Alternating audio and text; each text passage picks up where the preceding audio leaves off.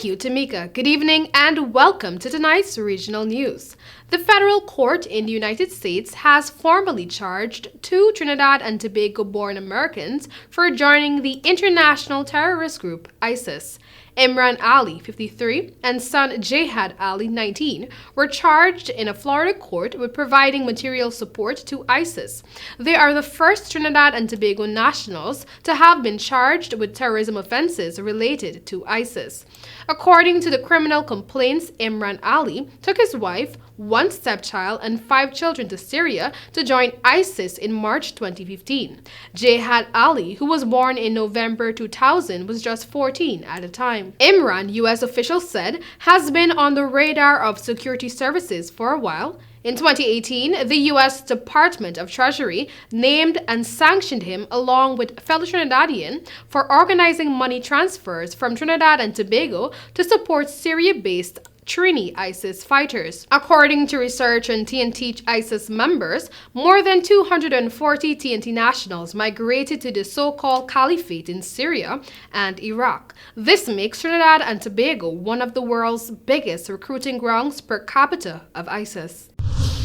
Still in Trinidad, Chief Medical Officer Dr. Roshan Parsram on Thursday revealed that the Ministry of Health's goal of increasing testing for COVID-19 is being hampered because people are continuing to refuse swabbing for the virus in a lot of instances. I quote, "We are trying to swab as many people as we can, no matter how mild they may be.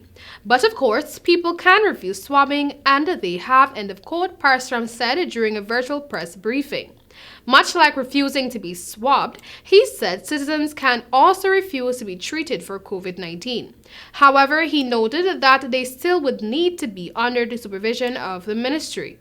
He said so far this week, 618 samples have been submitted to the Caribbean Public Health Agency, UE, and other local sites for COVID-19 testing. He had previously stated that the country can test close to 1,300 samples per day. And now for news in Jamaica. A senior citizen who tested positive for COVID-19 and who was admitted to the isolation ward at the Savannah Lamar General Hospital in Jamaica is believed to have committed suicide after his body was found hanging from the roof. The dead man has since been identified as 85-year-old Festus Wright of Geneva District in Grange Hill, Westmoreland. Reports are that Wright became distressed after he got the news that he tested positive for the coronavirus, but had not given any indication that he was contemplating suicide. In Jamaica, there were 73 new cases, with ages ranging from 3 to 87, pushing the total to 6,555, with 4,363 being active. Internationally, President Donald Trump announced on Twitter early Friday morning that he and First Lady Melania Trump had tested positive for the coronavirus and, I quote, "would begin our quarantine and recovery process immediately," end of quote. Trump's doctor, Sean Conley, said that the Trumps were, I quote, "both well at this time, and they plan to remain at home within the White House during their convalescence," end of quote.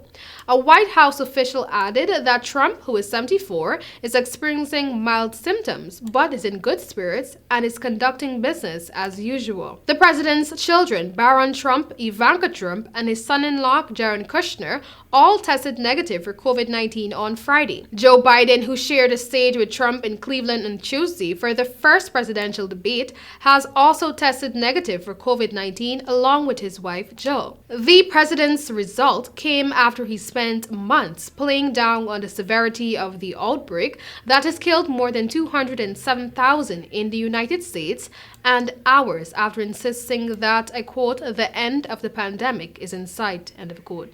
That was all for tonight's original news. Thank you for joining us, and back to you, Tamika.